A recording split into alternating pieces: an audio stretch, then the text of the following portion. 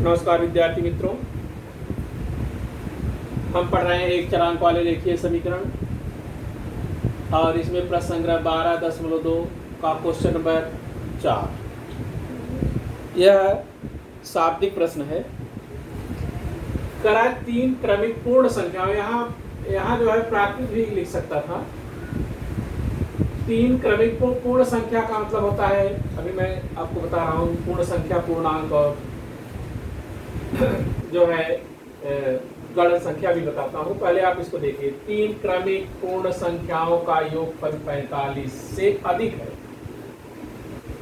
45 से अधिक है किंतु 54 से कम है। 45 से अधिक और 54 से कम है, तो वे संख्याएं ज्ञात करो। ये सवाल थोड़ा कठिन है, तो इसको ध्यान से पढ़िएगा। ये सवाल 10वीं में भी इस तरह का नहीं है, 9वीं में भी इस तरह का नहीं है, आप लोगों के लिए है तो थोड़ा सा कठिन है, इसको पढ़िए। तो सबसे पहले मैं क्रमिक संख्याओं के बारे में बताऊं, लेकिन उससे भी पहले आप जानिए, आपने पढ़ा है कक्षा 7वीं में प्राकृत संख्या। प्राकृत संख्या मतलब जिसे हम गिनते हैं 1 2 3, 1 से ही गिनती शुरू होती है, 0 से नहीं, 1 से शुरू होती है। तो 1 2 3 4 5 6 7, ये जो है जितना भी हम गिन सकते हैं सब प्राकृत संख्याएं हैं और ये धनात्मक होती हैं, ये ऋणात्मक नहीं होती है, धनात्मक होती है गिनती, क्योंकि हम ऋण में नहीं करते हैं, हमेशा धन में करते हैं। 1 2 3 4 5 6 7 8 9 10 11 12, ये जो है आपकी प्राकृत संख्या है। और इस प्राकृत संख्या को गणन संख्या भी कहते हैं। गणन मतलब गिनी जाने वाली संख्या। दूसरा होता है पूर्ण संख्या। पूर्ण संख्या में 0 भी समाविष्ट होता है। जो हमने अभी प्राकृत संख्या बताया 1 2 3 से गिनते हैं, लेकिन पूर्ण संख्या 0 1 2 3 4 5 6 7 8 9 10 11 12 13, ये पूर्ण संख्या हो गई। और पूर्णांक संख्या, पूर्णांक संख्या धन भी होती है, ऋण भी होती है। जैसे ऋण 3, ऋण 2, ऋण 1, 0 1 2 3। इसको मैं आपको यहाँ पर बता रहा हूँ, यहाँ पर पढ़ देखिए। ऐसे पहले डाट डाट कर देते हैं। ऋण 3, ऋण 2, एक कामा, ऋण 1, 0 1 2 और 3। संख्या रेखा पर आपको बताई गई है पहले इस चैप्टर में, संख्या रेखा पर। तो यह जो है 0 से इधर ऋणात्मक संख्या है और 0 के जो है दाहिने तरफ सब ऋणात्मक है, बाएं तरफ ऋणात्मक है। तो यह 0 से इधर हम बढ़ते जाते हैं बाएं तरफ, तो संख्या तो बढ़ती जाती है लेकिन उसका मान घटता जाता है। क्यों मान घटता है? क्योंकि इसके आगे ऋण चिन्ह होता है, और जब ऋण चिन्ह के किसी भी संख्या के सामने ऋण चिन्ह हो तो वह संख्या जितनी बड़ी होगी उसका मान उतना कम होगा। छोटी संख्या, जैसे 2 संख्याओं की तुलना करेंगे, ऋण 4 और ऋण 5, तो ऋण 5 छोटा होगा, ऋण 4 बड़ा होगा। तो ये आपने पढ़ा था पूर्णांक संख्या, ये भी आपने पढ़ा है। उसके बाद आपने वास्तविक संख्या पढ़ा था। वास्तविक संख्या से पहले परिमेय और अपरिमेय संख्या पढ़ा था। तो परिमेय और अपरिमेय संख्याओं को मिलाकर के ही वास्तविक संख्या बनती है। तो ये चीजें हमने पढ़ा था। यहाँ क्रमिक है। क्रमिक मतलब होता है क्रम से आने वाली संख्या। जैसे 1 के बाद 2, 2 के बाद 3, 3 के बाद 4, इस तरह से क्रमिक होती है। और क्रमिक सम और विषम ये आपको बाद में बताया जाएगा, 9th क्लास में है ये। सम और विषम का मतलब होता है 2 का अंतर होता है। जैसे सम संख्या होती है 2 4 6 8 10, इसमें 2 का अंतर होता है। और सम संख्या 2 के बाद अगर हम कहें कि 2 की क्रमिक सम संख्या, तो हम 4 बोलेंगे, 6 बोलेंगे, 4 की क्रमिक संख्या 6, 6 की क्रमिक संख्या 8, सम क्रमिक। और विषम क्रमिक अगर होगी तो विषम 1 3 5 7 9, तो 1 की क्रमिक विषम संख्या होगी 3, 3 की क्रमिक विषम संख्या होगी 5। इस तरह से आपको क्रमिक सम और विषम संख्याएं हैं। लेकिन आपको यहाँ क्रमिक संख्या है, मतलब क्रम से आने वाली।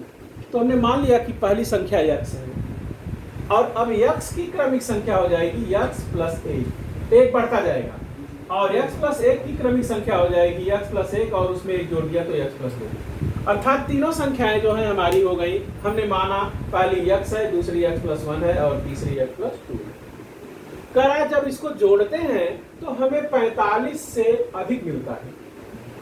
तो पहले हमने 45 से अधिक पर यक्स का मान निकाला, और फिर कहता है 54 से कम मिलता है तो उससे कम पर मान निकाला। अभी तक हम जो है यहाँ बराबर का चिन्ह लिखते थे, लेकिन अब यहाँ जो है ग्रेटर, और ग्रेटर मतलब बड़ा होता है, लेस मतलब छोटा।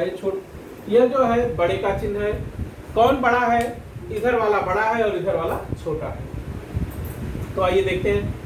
इन तीनों संख्याओं को जोड़ दिया, x plus 1, x plus 1 plus x plus 2, और यह जो है बड़ा है 45 से, तो 1x 3x प्लस 3, यह बड़ा हो गया 45। यहाँ पक्षांतर तो हमने किया, लेकिन पक्षांतर में मैंने आपको यही बताया था बराबर। यहाँ बराबर नहीं, यहाँ ग्रेटर का चिन्ह है, तो यहाँ ग्रेटर बड़े का चिन्ह है, ये बड़े का, ग्रेटर मतलब बड़ा।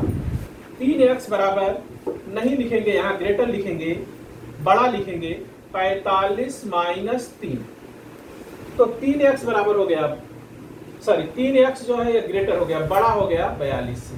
अब 1x का मान जो है निकालने के, 1x जो है यह बड़ा है 42/3 से, 3 × 9 3 और 3 चौके 12 14, अर्थात x का जो मान है वह जो है x 14 से बड़ा है, x बड़ा है 14 से, मतलब x जो यह पहली संख्या है यह 14 से बड़ी होगी।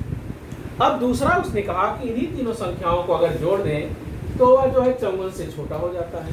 तो फिर हमने अथवा x plus 1 plus x plus 2 छोटा है 54 से, तो 3x धन 3 यह छोटा है 54 से, लेकिन छोटा का मतलब इधर वाला छोटा है या इधर वाला बड़ा है। तो 3x छोटा है 54, इसको पक्षांतर किया, यहाँ मैंने लिखा था, यहाँ लिखा नहीं। 3x छोटा है यहाँ 51, तो x जो है वह छोटा है 3 × 9 3 और 3 × 7 21, मतलब यह 17 से छोटा है। x का मान 14 से तो बड़ा है लेकिन 17 से छोटा है। तो 14 और 17 के बीच में दो संख्याएं हमको मिली, 15 और 16। x का मान 15 भी हो सकता है और x का मान 16 भी हो सकता है। तो अब इसको जो है हम आगे आपको यहाँ से मिटा कर बता रहे हैं, तो मैं इसको मिटा रहा हूँ और आगे बता रहा हूँ। चलिए, यदि हम x बराबर 15 ले, यदि x बराबर 15, तो पहली संख्या मतलब छोटी संख्या, पहली संख्या जो है यह बराबर होगी x और यह बराबर होगा 15।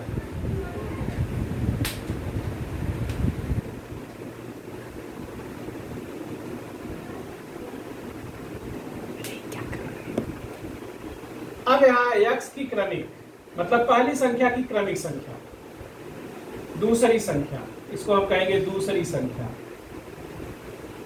यह बराबर है x प्लस 1 और बराबर 15 धन 1 बराबर 16, और तीसरी संख्या, तीसरी मतलब 3 क्रमिक संख्या है तो तीसरी संख्या है x प्लस 2 और बराबर 15 धन 2, 15 और 2 17। लेकिन यदि x बराबर 16 रखे तो क्या होता है, परंतु यदि x बराबर 16, यहाँ हो लिखना, हो x बराबर 16 हो तो पहली संख्या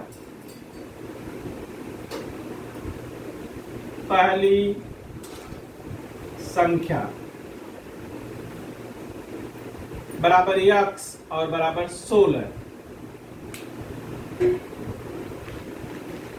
और अब दूसरी और तीसरी संख्या हम लिखने जा रहे हैं। देखिए, दूसरी और तीसरी इसी तरह से निकलेगी।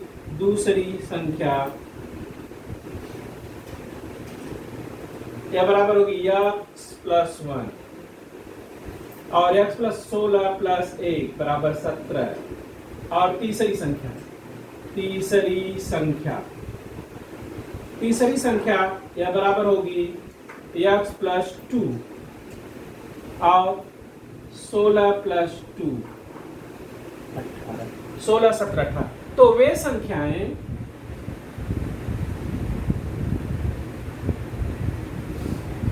पंद्रह सोलह सत्रह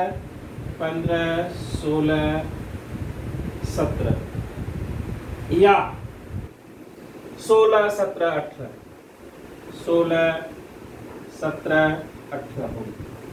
तो इस प्रकार से जो है यह आपका सवाल सॉल्व हुआ। इसको आप 2 बार करिएगा और फिर जो है आप पूछिएगा हमसे।